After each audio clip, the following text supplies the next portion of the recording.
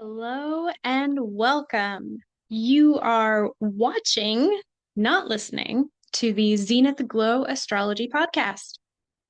It's technically not really a podcast if it's a video, but we're just going to let it slide today. My name is Christina, and I want to say thank you so much for tuning in. I am so grateful to have you here. Thank you for giving me your attention and for your grace and forgiveness as I try out yet another new medium. We're all kind of experimenting together, so I'm really grateful to be able to be vulnerable with you guys and try new things, and we'll see what happens. Experiments don't always turn out successfully, but we'll see. So there is a reason why I'm doing this today, apart from, wanting to try something different. I actually have some stuff to share with you guys. So I don't know if you know this about me, you probably don't.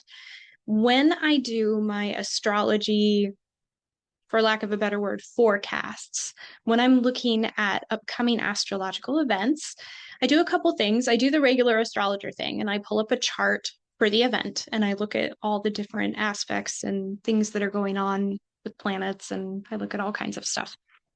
The other thing that I do is I also usually perform tarot readings to go alongside with the astrology because I like to tune into my higher guidance system, which is always smarter than me, always wiser than my own brain can conceive of here in the linear 3D. And I like to tune into what kind of energies are present because it helps me not only synthesize all the information that's coming through the astrology, which is very left-brained, but it really gives me a snapshot of the energies that are present. So, with all that being said, I was looking at this upcoming Aquarius new moon, which I believe we have on the 29th of this month. Please forgive me, you guys.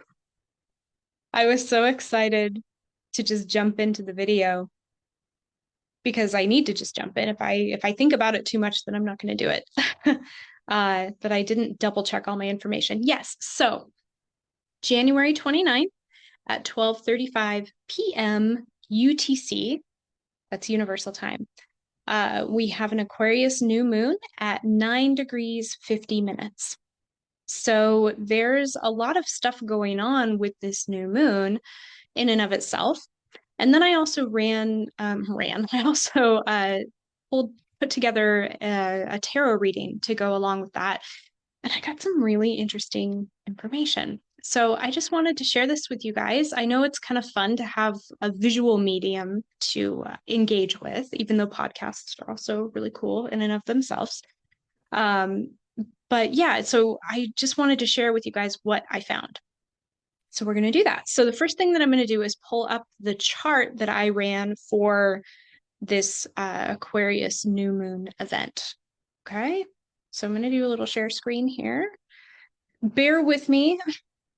I'm familiar with Zoom, but I'm not comfortable filming myself yet. Okay, here we go. Here we go. Let's see. Am I tiny in the corner? Yes. Okay. So here we have a chart that I've created for this Aquarius new moon. Now, I want you all to just totally ignore the houses, okay? The houses don't matter in this case. I think that I did set this in, I'm going to butcher this, in Gloucester, England. Did I say that right? All of my beautiful UK listeners, watchers can correct me on that. Gloucester? Gloucester. Anyway, I think I said it there just because that's closer to Universal Time than where I am, which is the United States. So it might actually be kind of close to your guys's actual chart, but it doesn't really matter. Ignore the houses. What we are looking at are the planets and the signs, okay? So over here, under Aquarius, we have the sun and the moon are obviously conjunct at that time, which is what a new moon is. And then we also have Pluto that is conjunct with Mercury. also in Aquarius. So we have a stellium in Aquarius, which is a grouping of 3 or more planets in a single sign or house, if you're looking at your own chart. So a stellium, so there's a concentration of Aquarian energy, which is not unusual for this time of year. It is pretty significant that Pluto and Mercury are almost exactly conjunct, hovering right around 2 degrees of Aquarius. So that's something that's significant, and we'll talk about that. Another interesting thing, we also have a stellium going on in Pisces right now, or at the time of this new moon. So we have, wow, so we have Saturn in Pisces, and then we have Venus conjunct Neptune conjunct the North Node. And even though Saturn is kind of off to the side there, it is technically close enough to be grouped into this conjunction. So we have a quadruple conjunction of planets in Pisces at the time of this new moon. In addition to that, we have Uranus over here, and it is conjunct with Mary Magdalena in Taurus. Now, Uranus, first of all, rules this new moon because Uranus is the natural ruler of Aquarius. So the Uranian energy is strong at this time. And Uranus is making a sextile to that stellium in Pisces. So that in itself is significant. Oh, wait, there's more. Uranus is also stationed at this time, okay, which means that it's getting ready to go direct. It's still technically retrograde at the time of the new moon. I think it goes direct on the 30th, a couple days later. Don't quote me on that. I will check an ephemeris later to check my work. I really should write these things down before I just dive in, but I'm sorry, you guys. I think I've mentioned that I have a lot of mutable energy in my chart. Sometimes I'm just like, oh, let's do it.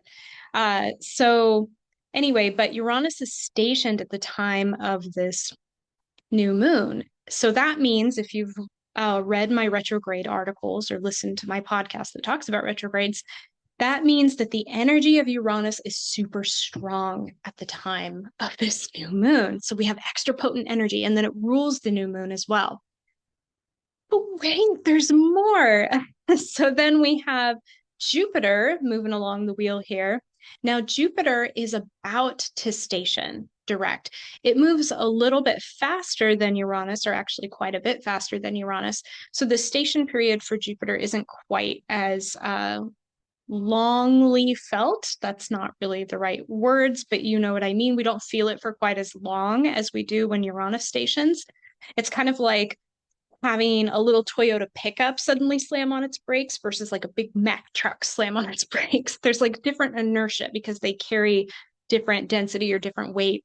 Because Uranus is a slower moving planet, as it slows down, it's going to take a lot longer for it to come to a stop versus the little Toyota truck kind of scoot to a stop faster.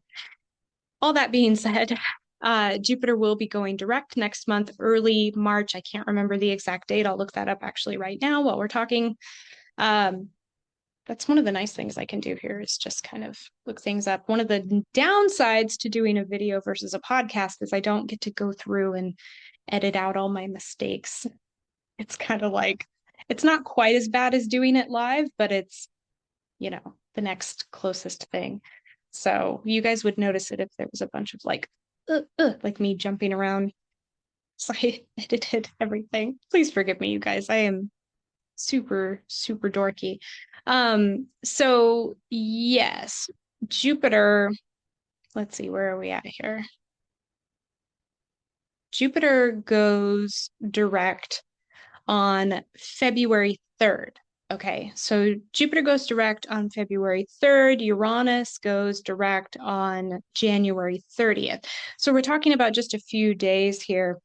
And Jupiter, at the time of this new moon, is already starting to go into its station as well. Let's pull up that.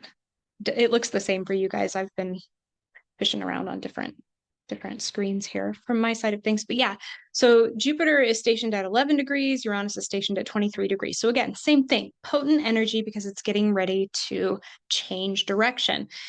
Jupiter is actually still squaring Saturn. It's not an exact square.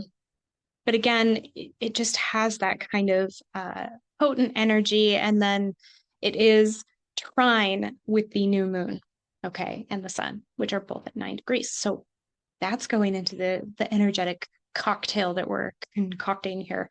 And then we have Mars retrograde still in Cancer, and that is forming a trine to Venus and all those other placements that are in Pisces. Oh, moving along the wheel here, we also have the North Node, which obviously is opposite of the South. Excuse me, we have the South Node, which is obviously opposite of the North Node, and that is forming a trine with Uranus. And it's also sextile with Juno, which is around over here in Scorpio. Juno is opposite of Uranus and Mary Magdalena. Ah, yeah, and forming a sextile to Pallas, Athena, and Capricorn. So all these different things that are going on, and I'm not really going to focus so much on the asteroid goddesses here. It's primarily what we're looking at is the major planets that are at the top of the chart here. But so lots of stuff happening at this new moon. So even just like from an at a glance look, we can see that there's a lot going on and there's a lot of intense energy involved here, right? Okay, so there's our first snapshot of things. And I thought, okay, I'll do a tarot reading. So I wanted to just I thought it might be kind of cool for you guys to just sort of see like what my process is and to get a different perspective on what the energies are at the time of this particular event. And just like, this is how I do things when I'm looking at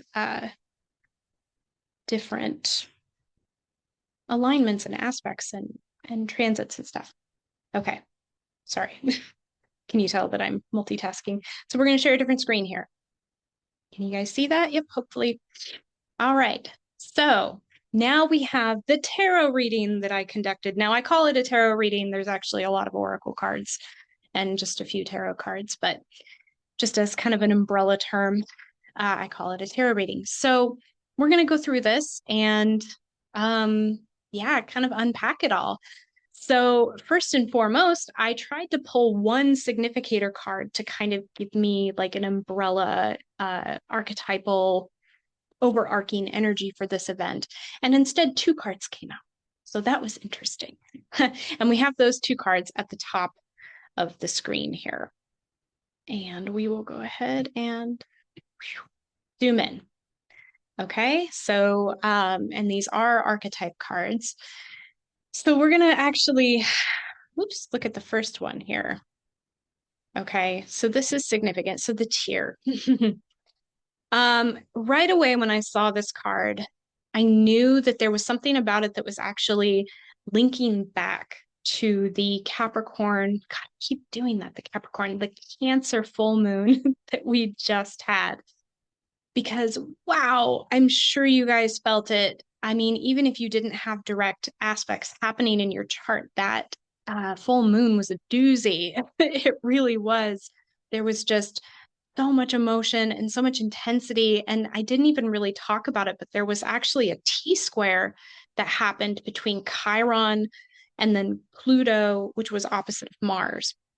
And then Chiron was actually squaring the moon itself. So, wow, yeah, there was a lot going on there. And so a lot of emotional release, right? Because Cancer is ruled by the moon and connected to our emotions and all of that. So there was already a lot of emotional release, but then like having just these intense placements in this really like gridlocked kind of T-square, it was very, very powerful. And Pluto is so deep, it really pulls things up that are really buried in there, and it's extremely uncomfortable. It certainly was for me. So I think that this card actually has something to do with that, linking back to it, because through that process of emotional release, what we get is a kind of spiritual alchemy that comes through that process, which we can see symbolized here through this. It's like an emerald with a little glint of gold or a little gold teardrop within the teardrop. So it's kind of hinting at alchemy. The purple behind it is talking about like crown chakra as well as some of that pineal gland going in. So there's like this spiritual energy coming through, or spiritual clarification, right? Because when we cry, what we're doing is we're purifying, we're releasing energy. And a lot of the time, when we have emotions that are pent up, or there's like old karmic patterns tied into our emotions that are just kind of stuck and stagnant. And we've been walking around for years with these patterns and they're weighing us down and we don't even realize that we're carrying all of these things. When we suddenly release all of that, it's like, it's very hard to do, but we can suddenly see things much clearer. It's like the salt in our tears sort of purifies our vision. And so I think that that's the significance behind this card. It's also card number 52, which reduces to 7. So we have truth and analysis and wisdom coming through with all of this. I also think it's interesting that the eye is kind of like, reminds me of a snowflake. So it's kind of like this crystallized energy that is melting or changing shape, and also like a almost like a sacred geometry coming in. And again, I'm going way in depth there. I don't need to go that much in depth to it, but what I'm saying is that we had a huge emotional release that is linking in to this new moon in Aquarius still, even though we tend to think that new moons aren't going to be as emotional as full moons. They certainly can be, depending on what's going on. Now, the other thing about this is we have all of these water placements, right? Once again, we have North Node, Neptune conjunct Venus, conjunct Saturn, all in Pisces. So I think that all of those water placements are also bringing up emotions in us. And again, those emotions, as we tap into them, are going to bring us some kind of clarity. We're talking about crown chakra and that spiritual energy coming in. That's Neptune, right? We have Neptune's influence at work here. And Neptune is conjunct Venus, so we have the higher and the lower octaves of the heart at work. Okay. So then the other significator card I pulled was this one, the Vision, which, it's just a beautiful card. So, and this card is number 55. So, change, new beginnings. 10, it reduces to 10, which is like the beginning and the end. And that is so appropriate for this card. It looks to me like a portal is opening. Like we have, you know, just this new window of opportunity, maybe a new timeline jump. The kind of snake skin that's involved here is reminiscent of the Ouroboros. I also want to point out that this new moon in Aquarius coincides with Lunar New Year in Chinese astrology. So this is when we actually get the official start of the year of the wood snake. So how appropriate that this card came out. But yeah, that multicolor in there is like a portal opening, and then we have the mountain with the moon in the background, and there's like a little door open in the mountain. And then we have this kind of glow coming from the shadows. So much symbolism in there. The trees in the background, it's like roots and our family tree, maybe Akashic records. And then obviously the owls and the wisdom. And then there's like a seal at the bottom, like a golden seal. So to me, all of this is signifying that this new moon is a portal opening. And it's almost like we have an ending and a beginning going on here. The full moon in Cancer was like closing a chapter on old parts of ourselves. Those parts of ourselves are connected to who we were in the past. They're connected to who we are within our families, old patterns that used to give us security that maybe we've outgrown or are no longer serving us. There's all kinds of things going on there. But basically, we needed to release things, especially from our emotional and bodies and our psyches, in order to prepare ourselves for this new window that is opening here. And that's exactly what it is. It's a new portal, a new window opening that is going to be taking us into higher spiritual realms of possibility. We are literally like climbing up the mountain to reach this new doorway. And we've also got this light in the shadows, very significant, because we've been doing all of this shadow work, right? And kind of finding that inner glow within us that we had to sort of dig deep for. the golden seal, it's like we're breaking the seal so that we can enter this new dimension of possibility that has never been attainable for us up until now. So, again, really lighthearted, fluffy bunny energy going on here. Wow. That's like, sorry, I'm still trying to figure out. Here we go. So this is the overarching energy of this event. Now, on top of that, we have two sides happening here, which I think is part of the reading. I didn't plan it that way. I kind of just like pulled the cards and it all just sort of came out this way. But I do think that that's what it's indicating. We have stuff that's sort of corresponding to the tier card here, which is that first significator. So these are astrology oracle cards, and I like to pull a couple of those because they sort of help draw my attention, especially when there's like so many things going on, which I obviously pointed out already. They sort of draw my attention to show me, hey, make sure you look at this. So Saturn is playing a very big role during this new moon. Now that makes sense because Saturn is sort of wrapping up its final lessons in Pisces. And it's going to be crossing with the North Node eventually. And obviously, it's going to be going into Aries soon. It's going to take its first turn through Aries this year, but it's not going to be officially stationed until 2026. But so Saturn is delivering us, hard lessons. And it has been doing this work in Pisces, right? We've had to really step up our spiritual discernment game under the rule of Saturn as it transits through Pisces.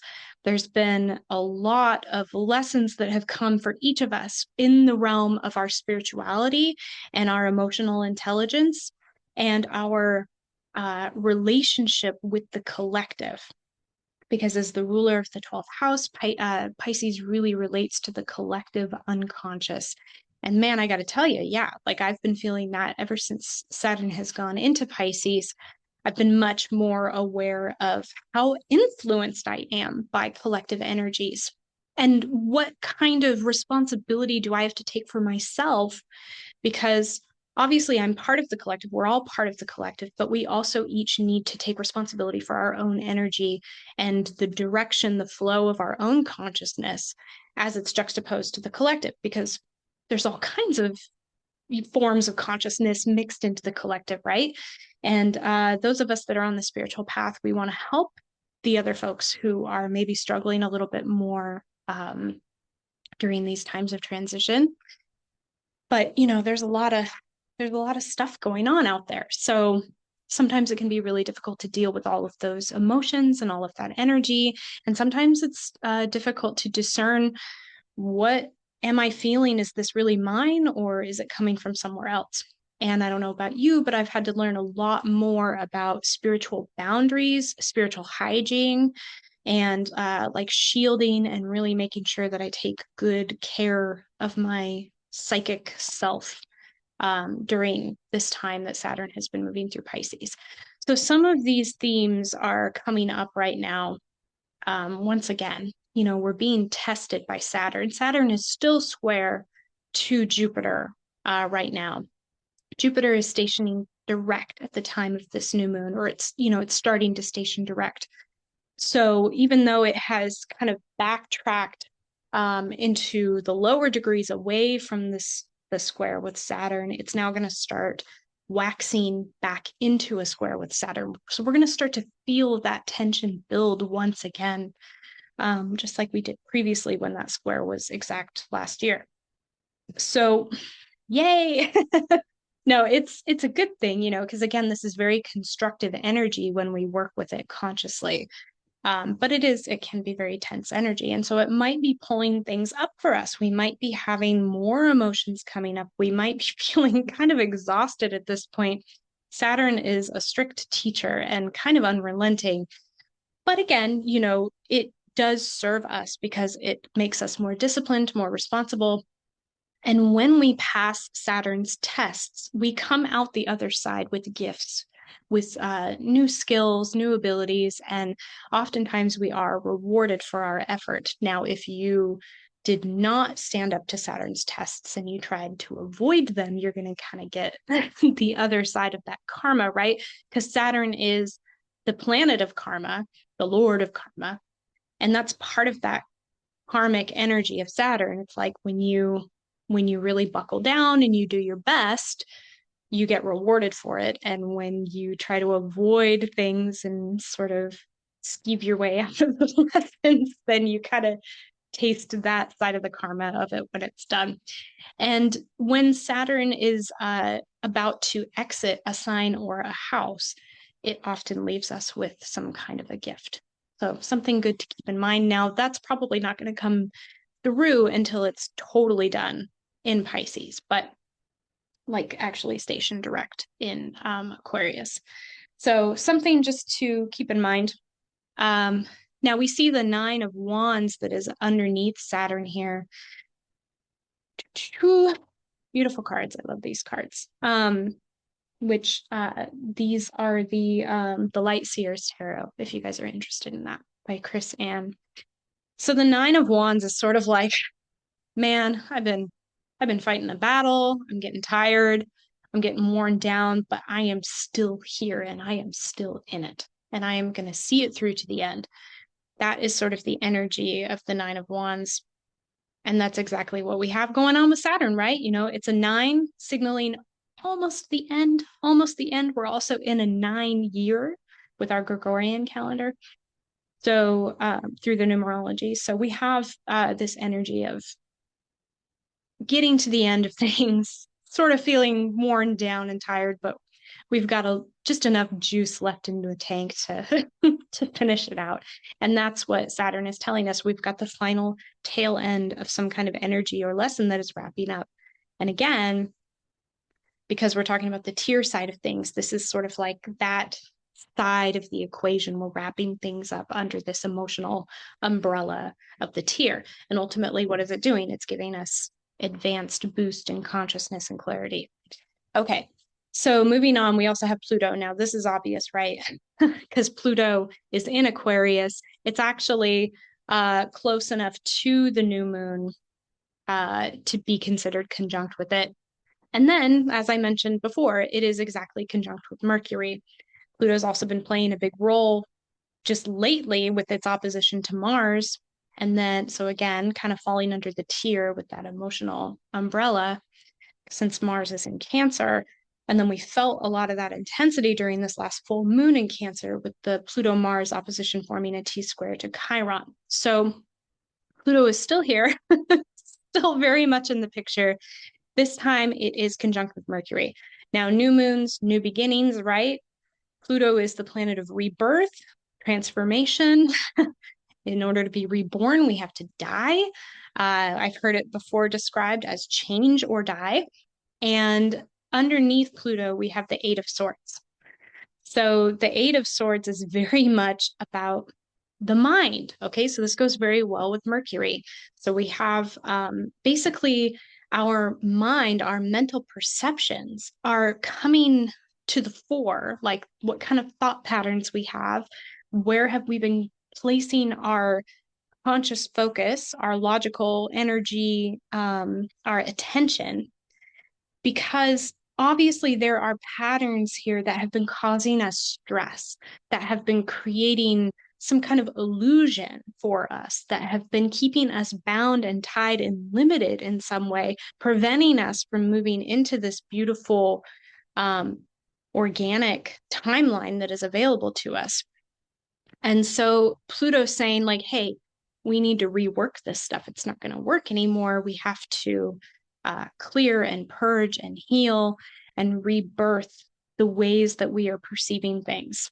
And again, this is kind of tied into the emotions, which makes sense because all of those placements in Pisces are influencing the Aquarius stuff through a semi-sextile. Now, that's not exact, like degree-wise, but just through the energy of it. And we have Neptune, right? Neptune is sort of bringing up illusions and showing us where we're not clear on things. And yeah, so anyway, Pluto conjunct Mercury. We are definitely going to feel some challenges with our thought patterns at this time because we have to have the problem present itself in order for it to be addressed, right? It's not just going to like magically be fixed. Like, oh, bloop, look, I'm reborn. You know, you have to go through that like whole death process first before you can be reborn, which, you know, kind of sucks, but it is what it is. It's a beautiful thing in the end. The beautiful thing in the end. And so don't be surprised if during this time you are having some of your mental orientations brought up in some way that are challenging. It could be, especially because Mercury and Pluto are conjunct in Aquarius, it could be like how you feel alienated from the group, how you feel like you don't belong, or it could be influenced by those collective energies. Once again, like, is this really what I believe? Is this really what I want to manifest? Or am I falling into what everyone else is chattering about? You know, that's one of the quote unquote dangers of the Aquarian energy is we're getting kind of like drawn into the social media and the group think and hey, this person is decoding this today and this person said that this is what this means when this guy did this. And you know, to a degree that stuff is interesting and it has relevance, but at the same time we always have to remember that on a day by day, moment by moment basis, we are manifesting our own individual timeline. We are responsible for what we are creating, and our thoughts are a big part of that, coupled with our emotions. That's how we manifest, right? So, whatever we are feeding our attention with, to whatever we're putting our attention on, is what is influencing our emotions. And it's also where we're concentrating our energy of manifestation, whether we are doing that consciously or not. And again, sometimes there's looping thought patterns that are not very helpful, that are fear-based, that make us feel tied and limited. Sometimes we can look out into the collective and say, well, how am I ever going to do that when the world is like this? You know, there's all kinds of things. But really, the higher expression of Aquarius is about individuality and freedom and revolution in a myriad of ways, depending on how you look at it, but especially on a personal level. Aquarius wants you to live and speak your truth. And it wants you to be free to do that. You need to be free to grow. So, whatever things are associated with your mind and your communication, and ultimately what you're manifesting through those things, if they limit you in your individuality, your truth, and the way that you speak your truth or live your truth, those things are going to be brought up. And usually, in order to get our attention, we have to feel the negative patterns of it even more intense in order for us to shift it. I hope that makes sense. So that's something that could be coming up at the time of this new moon. In the center of the reading here, we have a couple of cards, romance and home. When I saw these two cards, I immediately thought of the trine between Mars and Venus going on right now. And that is because Mars is in the sign of Cancer, and Cancer is associated with the home. And then obviously Venus is connected to romance, and especially being in Pisces. Pisces is a very romantic sign. So, or it can be a very romantic sign. It's also, conjunct with Neptune. And so it's really interesting that we have like two sides, right? Two sides of this reading. We have kind of the heavier, darker stuff that we're purging and moving through and purifying. And then we have the doorway that we're stepping through. So it could be that our home, whether that's our physical home or our emotional security, the home within ourselves, as well as our sense of romance or relationship with other people, love with other people. It doesn't even have to just be romance. It can also be just that kind of higher octave Neptune unconditional love and connection and feeling that we share with other people. That could be the doorway or the segue or the branch that kind of leads us into this other side of the equation. Okay, so we have the other side of the reading here now. So, wow, stepping through the doorway, Lunar New Year, new beginning, whole new game. We start with the card Illumination. Holy mackerel. So this card is all about the mists on the mountain, which I think is really interesting because, again, we have mountain up here on this card, right? So the mists on the mountain, which are strongly associated with reaching new spiritual heights, and it's also about the veil opening, the veil thinning, being able to see through the veil. And so the card is illumination because suddenly we are perceiving things in a whole new way from what we previously were able to. Again, that's really interesting, right? Because the tear is sort of like bringing clarity to us as we purge what doesn't work anymore. And then we, again, going back to the astrology, illumination just automatically makes me think of Uranus, because Uranus is kind of, I mean, it's not a very gentle planet, but it does tend to kind of like strike us with this higher insight and higher perception. And because, again, it is stationed direct at the time of this new moon and it rules the new moon, we have an opportunity to walk through this new timeline, this new doorway that's opening up, that's going to bring us into higher states of illumination. How is this happening? This is happening through the heart. And again, through this strength card we have, which again, beautiful, beautiful artwork in these cards. We have this sun energy, right? The sun is conjunct with the moon at the time of the new moon. So we have illumination coming through the sun, and it's helping us to see things more clearly and to bring us to newer heights, new beginnings. Again, she's got this 8 on her arm, which kind of it's sideways. It looks like a, how do you say that? A lemniscate? I probably can't, the infinity symbol. So again, there's kind of this implication of timeline jump. Like we have the ability to walk through a portal into a higher timeline at the time of this new moon.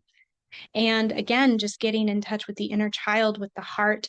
You know, Mars retrograded back into Cancer, but it started in Leo and it's going to be back in Leo again when it moves into opposition with Pluto again. So it's really important for us to get in touch with our hearts and with that childlike innocence, which obviously is seen through the lamb and through the white in her clothing, and really balancing, finding some balance within ourselves, you know, between the spiritual and the physical, right?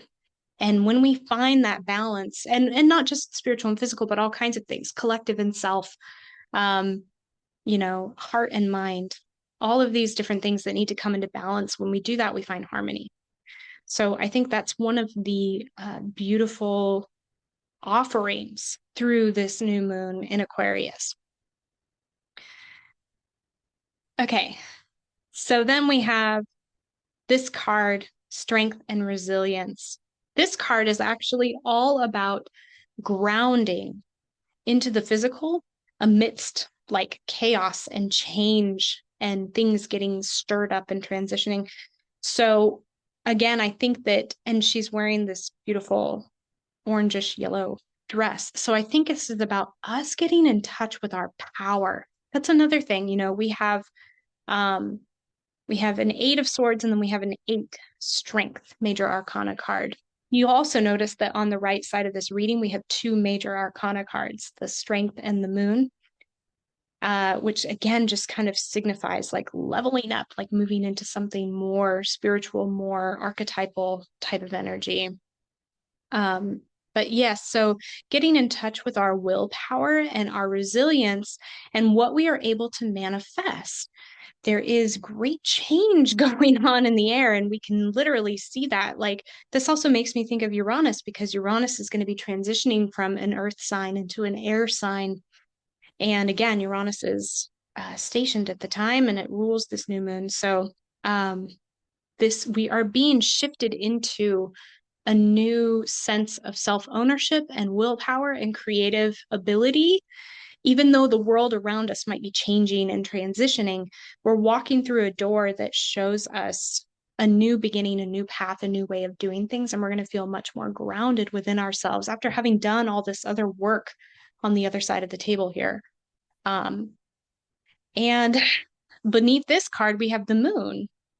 So the moon, obviously, and isn't that so interesting that we have strength, which is associated with Leo, which is ruled by the sun. And then we have the moon card, and the sun and the moon are actually conjunct at the time of the new moon. So very appropriate. Again, we have a card that's kind of talking about balance. We sort of have the dark and the light coming together. And the moon card in the tarot can have connotations of, illusion and sort of getting lost in your emotions and sort of feeling like you're drowning in your psyche and in yourself and not knowing what's what. But because all the other cards in this side of the equation are so strong and clear and balanced, I think this is actually about us getting in touch with our emotions and our intuition on a much more advanced level than we've ever experienced before. Now, again, I'm not saying that this is all definitely going to come true for every single person. It's always up to us. The person happens to the event. This is what the energy is like the day of the new moon, and this is what's on the table for us if we're willing to go in and do the work and be open and move forward with our hearts with that willingness. We will be guided. We will be guided through everything. So, yeah, just beautiful energy. I was just kind of surprised. I guess I shouldn't have been. I shouldn't be surprised. This is the year of the wood snake, guys. Like, this is not going to be, kick back and put your feet up kind of energy. We're all doing a lot of work because we have a lot of transformation to go through. But it's good. It's beautiful. We're upgrading. We're moving into higher wisdom. We're moving into healing and higher potential. And this is all part of that process. So that's what I see happening with this new moon. Now, I wanted to also mention, hello again. I also wanted to mention that there is a really interesting alignment of planets going on just a few days before. Sorry. Again, I should have had all this pulled up before we did this. I'm learning for the future, guys. Yeah, so January 21st. So just about a week before we have this new moon, there's going to be 6 planets, Mars, Jupiter, Uranus, Neptune, Venus, and Saturn. They're all going to be visible in the night sky and they're all going to align. So really, really interesting. I think that this is very significant and I think it ties into the energy of this new moon in Aquarius. So, new moons, they're great times for manifestation, and you can certainly do that. I recommend that you still give some energy towards manifestation. Think about the energy of Aquarius and what you want to create under that umbrella. And remember that Aquarius also rules technology, it rules social media, it rules innovative ideas and co-creation, collaboration, obviously friendships and like-minded people, long-term wishes and goals, those kinds of things. So anything that you want to manifest that falls under that umbrella would be ideal. And then look at the house in your chart in which Aquarius falls, 9 degrees of Aquarius.